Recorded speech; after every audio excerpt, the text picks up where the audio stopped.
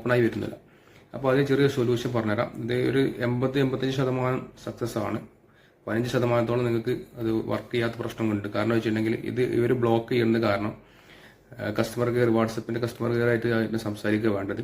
അപ്പോൾ ഇവരിത് ബ്ലോക്ക് ചെയ്യാൻ കാരണം നമ്മളെ വാട്സപ്പിൽ ഒരു ബ്രോഡ്കാസ്റ്റ്, അതേപോലെ വേറെ ആൾക്കാരെ ഡിസ്റ്റർബ് ചെയ്യുക, അങ്ങനെയുള്ള പല പ്രശ്നങ്ങളും വന്നിട്ടാണ്. അപ്പോൾ അവർ തന്നെ ചിലപ്പോൾ റിപ്പോർട്ട് അടിച്ചിട്ടായിരിക്കും ഇത് ബ്ലോക്കാണ്. അതേപോലെ GB വാട്സപ്പ് യൂസ് ചെയ്യുക, അങ്ങനെയുള്ള പല വാട്സപ്പിനെതിരായിട്ടുള്ള ഒരുപാട് സംഭവങ്ങളുണ്ട്. അതൊക്കെ ചെയ്യുകയാണെങ്കിലൊക്കെ ഇപ്പോൾ വാട്സപ്പ് ബ്ലോക്ക് ചെയ്യും.